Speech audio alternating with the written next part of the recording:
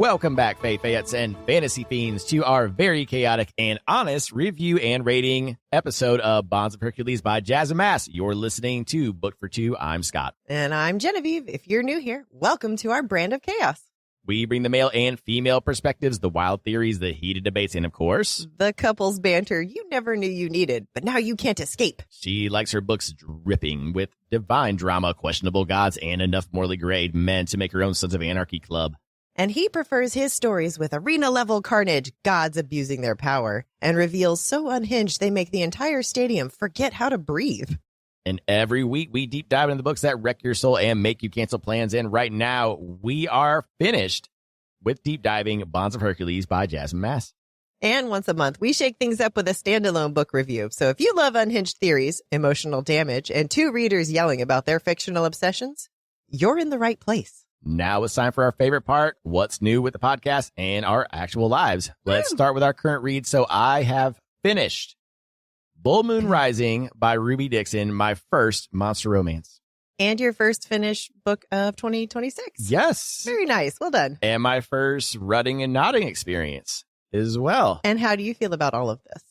I feel like I'll never be the same again. Let's just say that. I feel like I should have kept a tally of how many times that you paused and said, y'all are nasty. Y'all are some weirdos. I'm just saying, but it was fun. It was a fun book. I enjoyed it. My review is going to come out soon, and I will do a review here on the podcast as well. Are you going to read book 2? Fuck yeah, I am. But you and I are going to do book 2 in February for our monthly. Oh, fabulous. Okay, good. That means I have to read Bull Moon Rising quickly. Exactly. Love it. You'll read it very quickly. It's very good. The plot is a lot of fun. And then I am now moving on to the tandem read, finally, for Throne of Glass. So Empire Storm and Tower of Dawn. And I do have the correct one, cat verified. Okay, good. Okay, so we have the correct one. Sweet. Yes. And you are still doing Lady of Darkness. How's that going? I am still on Lady of Darkness. I'm on chapter 19. I'm about 35% or so. And I am really liking it so far. And who is Lady of Darkness by? Lady of Darkness is by Melissa K. Rorich, I believe is how you say her name. I hope I'm not butchering that. This is my first book of hers. Her name is so familiar, but I looked at her books and I've not read any of hers. I must have just seen the name around, but I'm really enjoying it so far. It is a 5-book series and it is finished. So I'm excited. Everyone has said that it's a very good series. Everyone that has read it, everyone I say that you have been reading this book, they're like, oh, she's going to love it.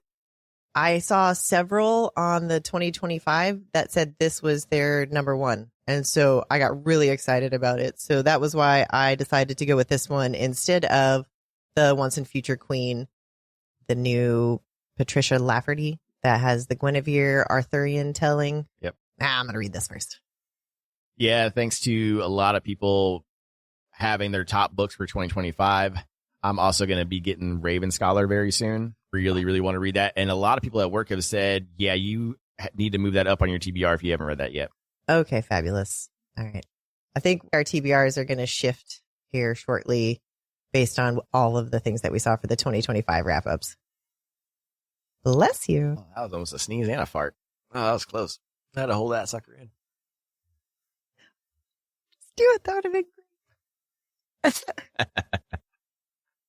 Oh my God, that would have been great. Do that in the podcast. The fuck? All right. So, okay. Speaking of new books, let's move on to our next podcast deep dive after Bonds of Hercules. We are staying Greek. Heck yeah. I'm excited about this. I, Medusa by Ayanna Gray. It's already broken up into 4 parts, and it's a slightly smaller book than what we've been doing, of course. Yeah, it's only 315 pages. Yeah, 315 pages. It's already broken up into the 4 parts that we're going to break it down into. So yeah, it should be a pretty quick read. 4 parts, 4 weeks, beginning Friday, January 16th. Heck so yeah. Be prepared. I, Medusa.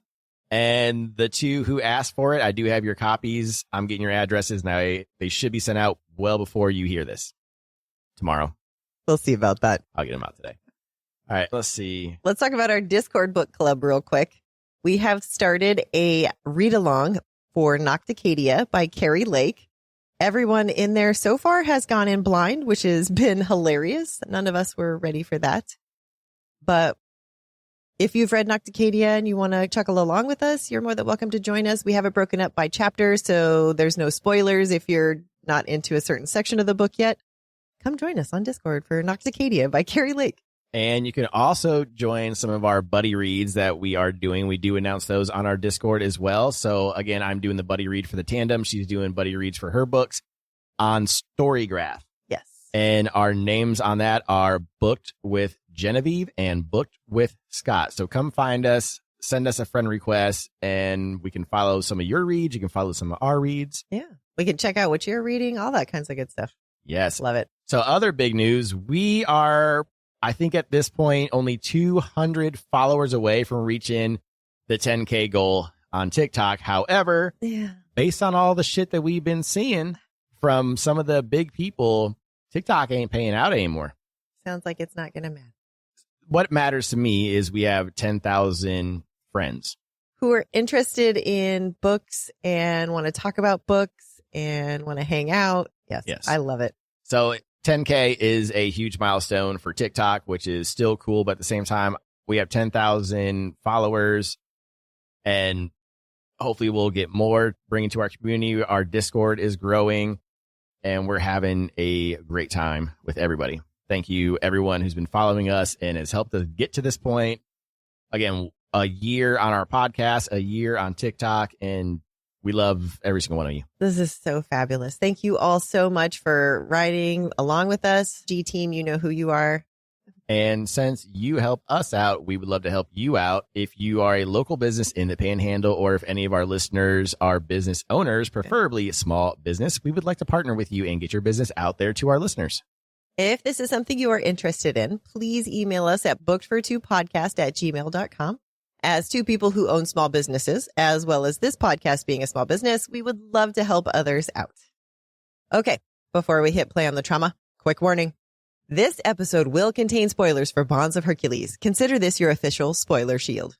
And fair warning, this show is more Robert Rodriguez than Christmas Hallmark. You might even say it's dark Hallmark. There's sex, violence, bad language, and worse decisions. You've been warned. On this episode, we're doing our very unprofessional review of Bonds of Hercules. And by professional, we mean we are not English lit majors and we're not pretending to be critics. This is just how the books hit us. Vibes and woes. Reviews matter, though, because we all trust certain readers when we're deciding what to pick up next. Exactly. We listen to reviewers we trust, too. So this is us offering that same kind of honest take. So please take everything we say with a grain of salt and see if our experience lines up with yours. And if it doesn't, that's fine. That's the point. And if you are new to Bonds of Hercules, we do have a spoiler-free review first with our official rating. And then for those who have read, we will deep dive into what we liked and disliked about the book and talk about it in great detail. But before we get into that, if you are still listening, hit follow and leave a quick review. It's free, takes almost no time, and helps more people like you find the show. We put a lot into this every week, so that small thing actually goes a long way. And if you're not already part of our little chaos corner online, why not? Come hang out. We post sneak peeks, unfiltered nonsense. We go live every Friday at 7:30 p.m. Central on TikTok. Sometimes it's deep theories. Sometimes it's Scott purposefully reading smut to the internet. You really never know what you're going to get. I might even shake my ass. You might. And speaking of ass, get it into our Discord. It's people losing their minds over plot twists, dropping unfiltered takes, and somehow bonding over it. If that sounds like your kind of therapy, get in there. Hey, we even share recipes. We do. And for my visual learners and facial expression enthusiasts, YouTube is officially live. Full spirals, full episodes, and every single side eye I throw at Scott. All preserved in HD glory. Speaking of YouTube, we drop our YouTube episodes and podcast episodes every Friday morning at 5 a.m. Central Time. Now you can listen to our crazy asses to get your mindset ready for the weekend. And hey, we got merch, so come grab something if you want to support the show. We're talking hoodies for the holidays, mugs for your emotional support caffeine, notebooks for your unhinged theories. It's on-brand chaos. Visit us at bookedfor2.com. Okay, everybody, the spoiler shield is up. This episode covers Bonds of Hercules, and Jasmine Mas gave us a full content warning, which we're passing on. Quote, "This book contains excessive violence, language, and a brief allusion to sexual violence. Please take care of yourself while reading." If any of these aren't your jam, now's your chance to tap out. All right, warnings dropped, tea's hot, Chaos is unlocked. Let's dive into our extremely unprofessional and chaotic review of Bonds of Hercules by Jasmine Mas. I am never going to live that down. Let's turn the page. Welcome to our review and rating of Bonds of Hercules by Jasmine Mas. This is our spoiler-free section of the review and official rating. For those still on the fence on if you want to continue the Villains of Lore series, we are going to get right into our quick spoiler-free review and official rating. Right after, we will dive right into the nitty-gritty of what we loved and not quite loved about the book. All right, real quick. Bonds of Hercules by Jasmine Mas is book 2 in the Villains of Lore series. It continues Alexis Hertz's Hercules' journey, and after surviving the Crucible, she now joins her new Chthonic family in the Assembly of Death and joins the Spartan Gladiator competition. The first part of the story is complete, but there is more to Fate's prophecy. There are dark secrets unraveling in the Federation, and the key to unlocking those secrets might mean freeing the villain. Oh, and we didn't forget that Alexis was forcibly married to Karen and Augustus. Does she get revenge, or will she choose her mentors instead? Now let's get into our quick spoiler-free rating and official review. Now for me, Bonds of Hercules by Jasmine Mas did fall victim to the Book 2 blues. Book 2s are hard to write because there is an expectation for it to be bigger and better than Book 1. But Book 2s are complicated. If it's a duology, then you are writing an ending. If it's a trilogy, there's usually a huge cliffhanger at the end, or the heroes defeat the number 2 guy, and Book 3 concentrates on the big bad. Book 2s get tough when you are trying to write an epic series, however. Book 2 will normally have big moments, sometimes life-altering moments, think Crown of Midnight, but falls flat at the end because it is setting up the rest of the series. Most likely you will have more lore drops and world exploration, but you'll walk away with more questions and answers because the author is usually adding more depth to the plot. So this can feel frustrating when finishing a book left with more questions. This is where rating a book for its intent should come into play. I'm not giving authors a pass to be lazy and say, oh, this book is to push a story forward. But I do understand why book 2s in epic series feel flat. So I try to rate books based on the intention of the book as well. Because of this, I did rate Bonds of Hercules a little higher than I would because I think there will be more than 3 books. Ooh, okay. That was all brand new to me when you brought this to my attention. This pattern recognition specifically is not one that I've noticed, but I've also not read a whole lot of series yet. Mine have been duologies and trilogies at most. But now that I think about it, I think that same thing actually happened in the Plated Prisoner series, I feel. Maybe even in Lightlark. I feel Nightbane was the same thing. Anyways, maybe it's a vibes reader thing. Maybe I was reading too fast. That's not part of my pattern recognition. Now, I do want people to, again, take that with a grain of salt. This is not exactly how book 2s are. This is just something I've noticed myself. This is 100% just your me. pattern recognition. This is not set in stone. This is not peer-reviewed information. It's just something I've noticed and how I rate books. That's how you perceive what their intent is. I love at the end of the day, everything is subjective when it comes to art, and books are art. How did you feel about the second ACOTAR book then, as far as that goes? That was different because ACOTAR was supposed to be a trilogy, it felt like. Does ACOWAR not feel like an ending? And yes, but and not yes. But what authors usually do with trilogies sometimes, and with duologies, with the Shepherd's King duology, you still leave it open in case you want to come back to that world. So even though ACOWAR ends that part with the King of Highburn, she wrote that little novella to test the waters to see how people react to Nesta. And then, okay, let's start Nesta's story now. And we're still going to keep doing the world because people love ACOTAR. So we're still going to keep going. Whereas had the novella probably not done so well, she'd probably been like, okay, we'll just leave the story at that. And this is a nice little Christmas novella for everybody. Huh. I'm still mad that I thought that Silver Flame, that was the end. Like, do you remember how mad I was at the end of that? Yeah, I remember. But it's the same thing with Red Rising. So I know you haven't read Red Rising yet, but Morningstar, again, feels like a finished product. And then there's you three more books? Yeah, you even see the first 3 books are one way, and then the other 3 books are another way. And that's why book 2 feels like what it should. Why I said it feels like an Empire Strikes Back, because, again, those were a complete series. You know, this episodes 4, 5, 6 in Star Wars. That's a whole different story, though.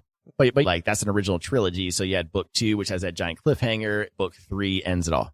Yeah, so I think a lot of times with Throne of Glass, the reason why Crown of Midnight isn't as impactful as Akamath is because, again, Akamath was planned on being a trilogy, whereas I think with Throne of Glass, she had this sucker planned out to be way more than 3 to 4 books. Yes. So it seemed like it was going to always be. And that's why I say with those epic book 2s, you have more questions than answers. And that's why a lot of people dog on Crown of Midnight as one of the lowest, because there's a lot more questions than answers, because she's setting up more things for the entire series. And that's what I think Jasmine might be doing here with this book, because there's a lot more questions. We even said that at the end of the book, there's a lot of big shit that is still not answered. Yes. And I just don't think she's going to fit that all in one book, because we're moving on. This is spoiler free to a whole other point of view.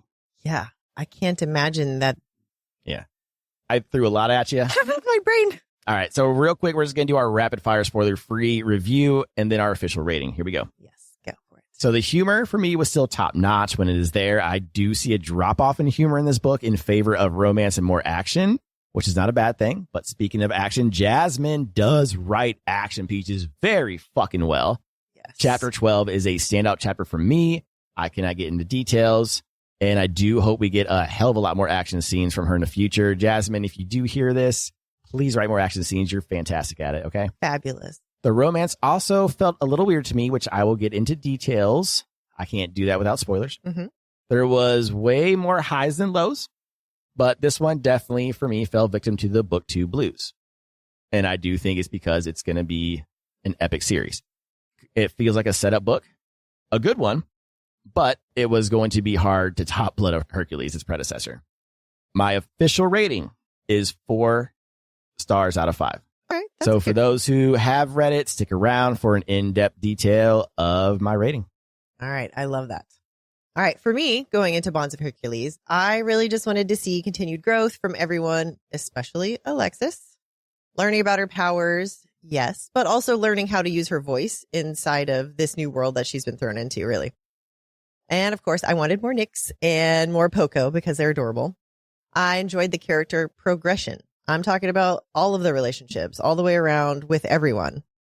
Without giving too much away, my rating is, of course, Summon It. It's definitely a fun read, especially if you're going to continue with the series.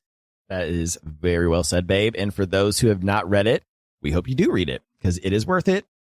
But now it is time for those who have not read it to bow out. But those who have read it, stick around and listen to our crazy asses assess a book. All right. Fair warning. If you have not read Bonds of Hercules, do not proceed. There are major spoilers.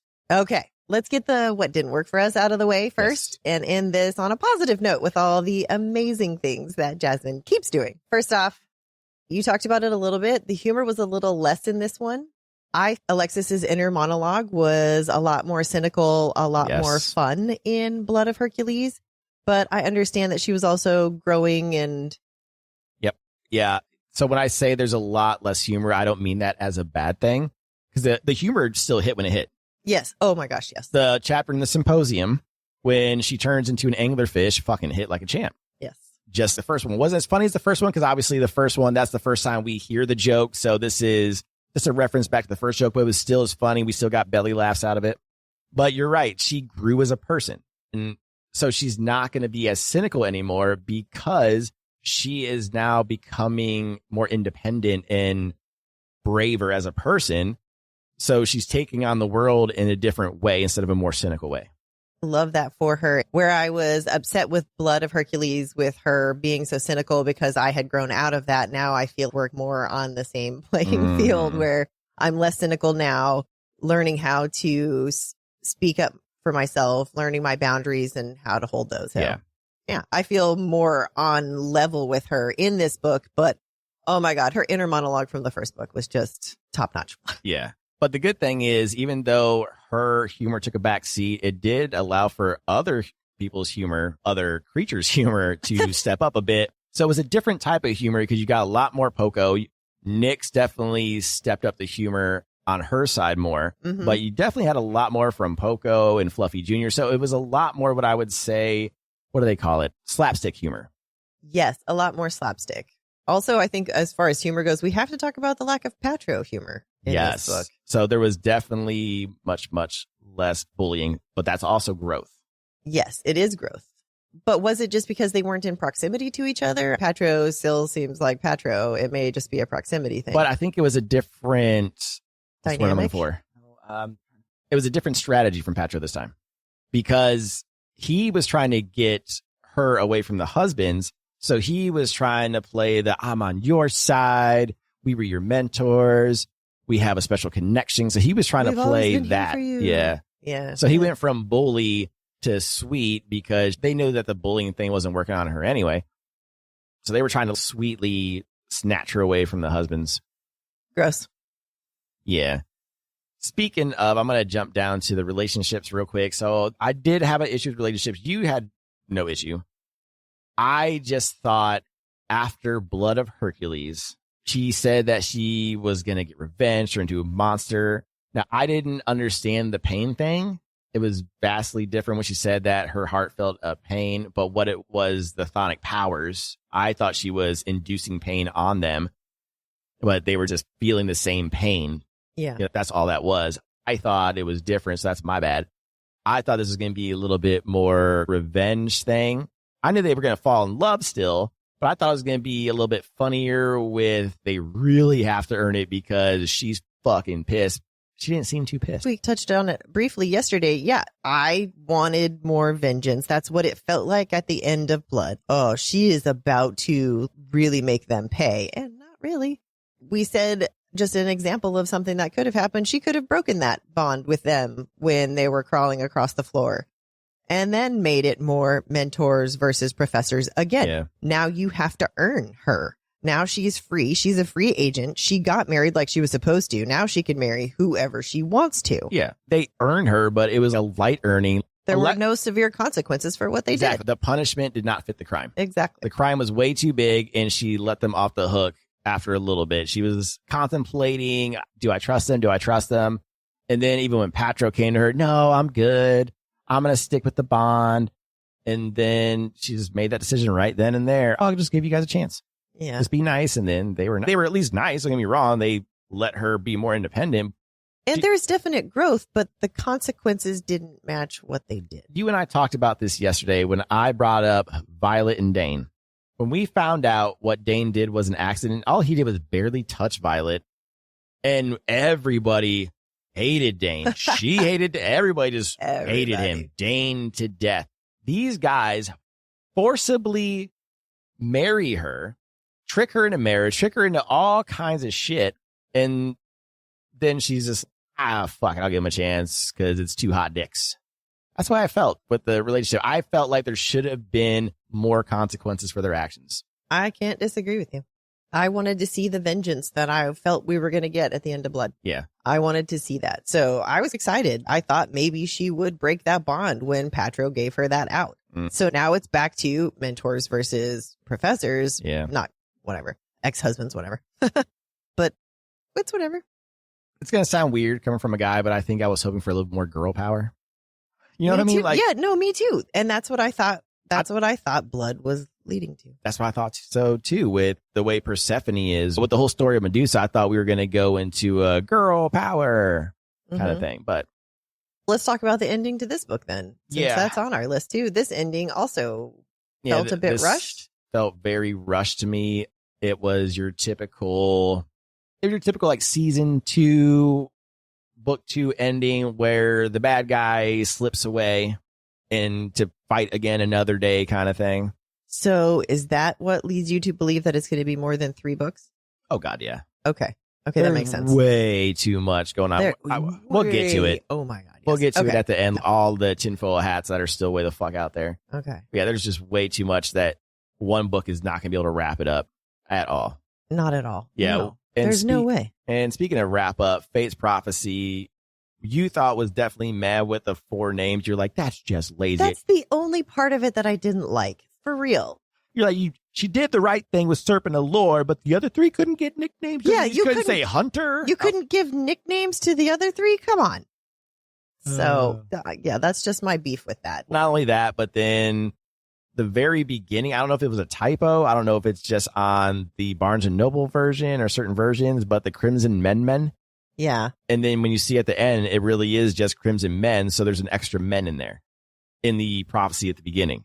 Yeah. So I don't know if that's a typo or what. So we got that part right, technically. I'm going to give us a win on that one. Yeah, for sure. I'm going to. Yeah. So it's just small things like that. I don't know if that was editing, missed that one. No clue. I don't know what happened there. That made me sad. I was like, this could have been something different. You could have alluded to everyone's names, but no. Now, when I mentioned book 2, Blues, Mama or Mima. Mima. Yeah. Mm-hmm. She was barely mentioned.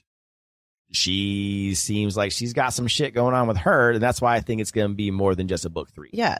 Mima's there. Tattoo face. Tattoo What's face. that? Yeah, tattoo So face. we have a lot of very big tinfoil hats. Who's creating the Spartans? What's going on with the Spartans with the wings? How is that shit fucking happening? Who is the big? Is Zeus the big? Zeus isn't or the is there big? Kronos has to fucking show up eventually. There's no way a primordial being is dead, and that might be Tattoo Face. Maybe it is. We still think it is. Either that or it's Karen's dad. Oh my gosh. We haven't seen him yet. We just have so many questions that there's clearly 3. And speaking of, because we think book 3 is going to be Medusa, Alexis, Patro, and Achilles, right? So we haven't met Karen's dad. Yeah. As he walked so across we have that. arena. Yeah. So that might be a book 4 thing, because why the fuck would he need to show up for the other 4 that we just mentioned? And you've also got Helen and Charlie. Exactly. So there's a lot that's going to happen. I'm not saying Alexis is going to be the forefront or time. I'm shipping Drex, Helen, and Charlie. You think it's going to be that kind of why choose? Yeah. Yeah, I don't know that it's going to be why choose. No, Drex has a thing for Agatha. Right. Yeah, he was like really into Agatha when she was doing her. Yeah, but that's because that's a thing. No, that was before she fucking. Oh, before she did went it. clicky? Yeah. Before she went clicky and ate him? Because I think it was when she ate him, everyone else reared back and he was like, oh, I fucking love this shit. Oh. Yeah, he was like turned on. He was nasty boy. Interesting. He nasty. Interesting. I like Drex. I hope he doesn't turn out to be an asshole. Oh, I still think it's him possible. and Zeus, that's one of our big still tinfoil hats possible. too. Just the fact that they were like, here's the first Olympian to join the Chthonics at this particular time. Good luck. Yeah. And Drex has been beside her the entire time, and he's known the entire time that she's Chthonic. From the Initiation Massacre, he has known, which means he could have told Theros that first day. They could have known this entire time. Yep. Drex, I'm watching you. And this is why I said this falls victim to the book 2 Blues for epic fantasy, because there's more questions and answers right now. We had a few answers because now we have Medusa out and her point of view. So that's even more questions. So this is definitely going to be bigger than just a trilogy. Just be prepared, everybody. And probably the biggest thing that was marketed to us before this book came out was Team Professor versus Team Mentor, trying to do a Team Jacob versus Team Edward thing. Yes. And there was barely any of that in this. That was within the first 20 chapters. Yeah. Maybe? I thought that there was going to be a little bit more pushback, a little bit more infighting from the mentors and the professors. Now, if she'd broken the bond and they'd had to fight it out, we'd have been back to mentors versus professors again. Yeah. But there wasn't really much of that. Not really. Because the issue is she was never into the mentors. You have to have her be into the other person, where Bella was into Jacob and Edward. I can't believe you're comparing this to Twilight. I love this so much right now. But what better comparison, though? No, it's perfect. It's an absolutely perfect comparison. Because even the people who hated Twilight when the movies were out cannot deny that that was in our faces, the Team Edward versus Team Jacob. So even those of us who aren't big Twilight fans, that's the best comparison to do this with. But the difference is she has always been Team Professor. She was never really Team Mentors. There was never an attraction for her with Patro and Achilles. Even in Blood, there was barely any mention of it. She was always attracted to Augustus and Karen. You're right. No, you're right. Yeah. I don't know how that was going to play out. And then my biggest question, is this now a why choose, or is this just a throuple? Between Medusa, Patro, and Achilles? No, between the married couple. Because now they're just a poly couple, right? That's all they are. It's not really a why choose. No, it's not why choose. Yeah. She's not choosing anybody. Yeah. No, it's just, they're just a poly couple now. A throuple. They're a throuple. So is it being marketed wrong then? Because there was never a why choose moment. There was never, you know what I'm saying? because there was never an attraction with the other group, and there was never a antique. There was never like a real Yeah. threat of it. Well, there was never a romantic anything. No, not really. I feel like it might be marketed incorrectly, but who am I? I'm not a marketing person. I'm not a marketing person either. Again, I'm just here we're to, not professionals. I'm just This here to is- unprofessionally review the rest of this book. All right, so that takes care of what didn't work for us, but Yeah. there was a lot more that did work. Yes. And for me, what especially worked were the fight scenes. I think Jasmine Mas did absolutely amazing with the fight scenes, especially chapter 12 with the Titans. That was peak. I was there. I could see it. Yes. As she was writing it, as I was reading it, I was there and I was like, oh my God, those look insane. This is crazy. Look at her go. Like I was there. Yeah. Jasmine, well done. I did want a little bit more from the Broody Bunch when they were doing their labors. There, gosh. I wanted a little bit more action from them. I understand that it's not their story and she was just trying to push the story between her and her husbands. And we did get good action with her during her labors, at least. Yes. So well done. Please write more action. Yes, please. Yes. All right, let's talk about those creatures that they had to fight. The That Titans. that was gross. I am very grossed out and I love it. I feel like Dr. Frankenstein would Well be written. proud. Well written. And speaking of weird shit, Fluffy Jr., we got it like 80% right with Pegasus. I mean, we did keep saying a Pegasus, Yeah. but he looks like a dog. A Pegasus, but he's got dog features. I mean, Yeah. we were right. But what do you call that? Is that a puppasus? I think that was yours. Puppasus. Yeah, I called it a puppasus. Yeah. I said a pegadog or a dogasus. All right. I think puppasus better. Well, we can have everyone vote. All right. Are we going with puppasus, pegadog, or dogasus? There Or we if you go. want something else? So speaking of, let's just get it out of the way. All of the creatures were top notch. Hell and Hound, Nyx. Poco was fucking adorable with his little armor and his belly. Stop. Like, I could just visualize it with his little belly. And then him screeching. It was fun finally getting to know Hell and Hound as well, to know that they're just regular. They're basically Remy. They're dumb They're as my rocks. dog. All they want to do is Yes. fucking play. And then poor Karen's, they're so vicious. Look at them. They're and Alexis primed is and ready. And like, they're Alexis is like, oh, Rock? you only knew. rock, Throw, fetch. throw. They're ready to rip. Yeah. And then, like I said, the one who really kept the humor going in this book was Nyx. Nyx had bye bitch. Bye bitch. I'm sticking around to watch all of y'all get freaky. Bye, bitch. Now, if I had a fairy godmother who would raise me, it'd be Nyx. Nyx is the shit. She is a good mother, though. She's a She good is. mom. She is. She's been there the whole time. I think she said several times, I raised you right during several occasions. I love Nyx. Nyx for me, yes, is the animal protector. Oh, that's so hard between her and Poco. Yeah. I think because Nyx talks, if Poco could talk, we'd have a real problem. Yes. Poco's just adorable. So another thing that was done really well was we got to meet pretty much all the Broody Bunch. We got to see their dynamic. We got to learn about Everybody's powers.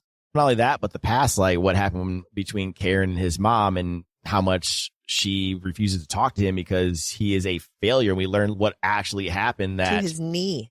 yeah, because he didn't stand up and walk out after fighting 11 fucking Minotaurs, that they still branded his ass. So It's really just about humiliation. yeah. So that's one thing Jasmine does very well is storytelling. She has a very compelling, very fun story, whether or not you complain about what is she doing to these Greek gods and she's mixing Greek and Roman and blah, blah, blah, blah, blah. And there are no paragraphs. Yeah, Whatever. Whatever. It is her having fun. She even said this book is fun. Okay.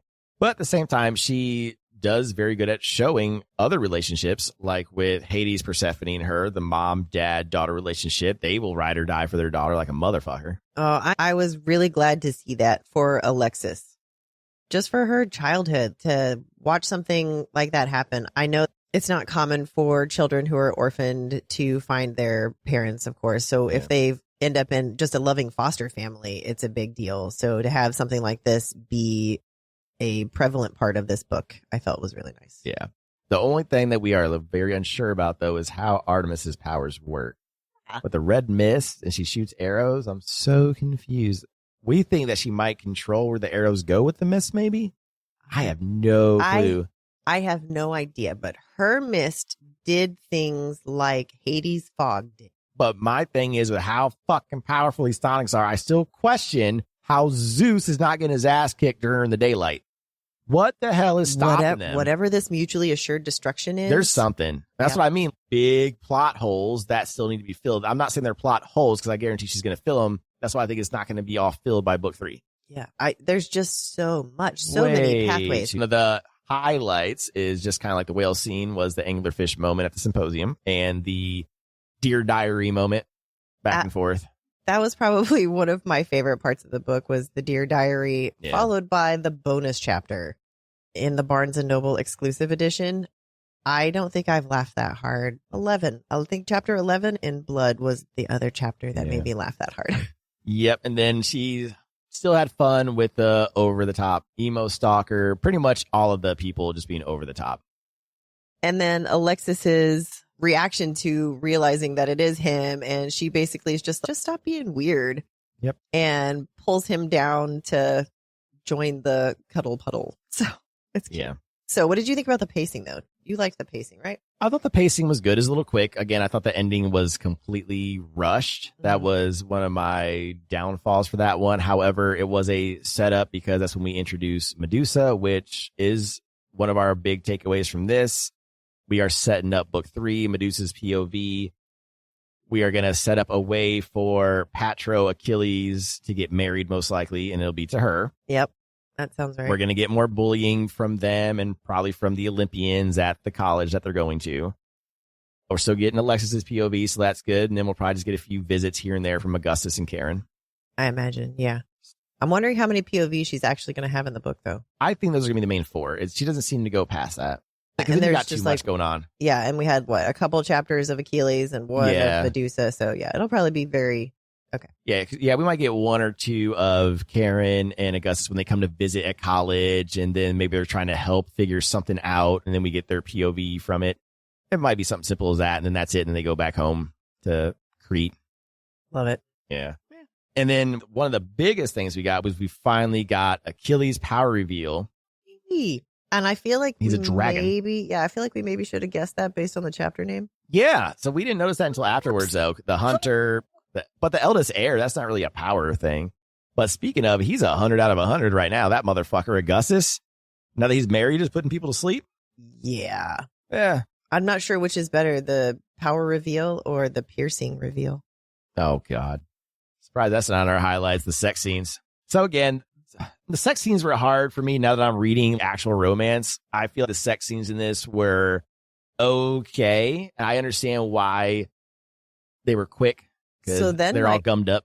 So then my question to you is, do you think people were reading these books just to get to the smut scenes? No, they were reading because it's hilarious and they love Alexis's character. The sex is just gratuitous at this point. Yeah, it's just on the side. Yeah.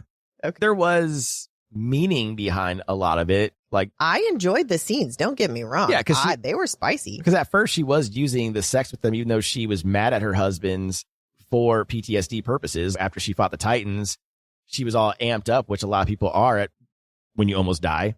And even though she was mad at them, she couldn't get that PTSD out, and she just wanted to feel good for once. Yep. So it made sense for what it was. Now, it was still hot, even though they were quick. Like when passing her back and forth, I had fun writing the chapters. I'm glad you wrote those chapters. I had a great time. You're always going to write those chapters from now on. Yeah. This is absolutely great. I love spicy scenes now. I want to do more. I really want to talk about my favorite scene. Do it. Alexis using Nyx as a finger gun. Oh, that's just hot. Yeah. Oh my God. There's a reason why it's in the special edition. It was so good. I love it so much. Yeah. Of course, the Dear Diary scene. Of course. I think that's one of everybody's favorites. Yes. I've seen that on Discord quite a bit. Oh my God, I got to the Dear Diary. This is the best. Yes. Now, for those of you that don't know, the Barnes & Noble's exclusive edition does have a bonus chapter from Alexis's point of view with her and her husband's on a hunt for Titans. And it's definitely worth it. And it's back to Alexis being hilarious. Absolutely. It's so funny. Everything about the chapter, all the creatures in it are hilarious. Augustus is hilarious. Karen is accidentally hilarious. It is peak comedy. Love it so much. All right. To finish off, despite the issues, I think the book did what a book 2 is supposed to do. It expanded the world, deepened the relationships, and raised a lot of big questions without answering everything. Bonds of Hercules feels like a solid, purposeful, middle-ish book. It lets Alexis step into herself without really rushing the payoff, and it sets the stage for what could be a strong book 3, 4. It didn't give us all the answers, like you said, but it made me want them. So that's the job, right? I still have you know what? I'm still good with whatever tinfoil hats actually pan out, whichever path it actually goes down. So whatever. All right, everybody. I hope you enjoyed our review and rating of Bonds of Hercules. As you can tell, we are not the technical kind of reviewers. We just like to have fun and talk about what we enjoyed and what we thought could have been better, because we are not lit majors. So we will see you next week for I, Medusa, Friday, January 16th. Can't wait. And until next time, keep turning the page. Thanks for joining us for this episode of Booked for Two. Don't forget to subscribe and leave a review to help other book lovers find the show. Follow us on socials at Booked for Two Podcast for behind-the-scenes content, updates, and sneak peeks. We'll also post next week's chapters every Sunday, so you can read along. Join us for our live Q&A. We are back to Friday at 7:30 p.m. Central on TikTok. We'll answer your burning questions, react to your theories, and occasionally overshare our book-related emotional damage. Want even more chaos? Join our Discord. The link's in our bio. Come hang out, chat books, get early access to exclusive content. And finally, don't forget to grab your merch at bookfor2.com. Until next time, keep turning the page.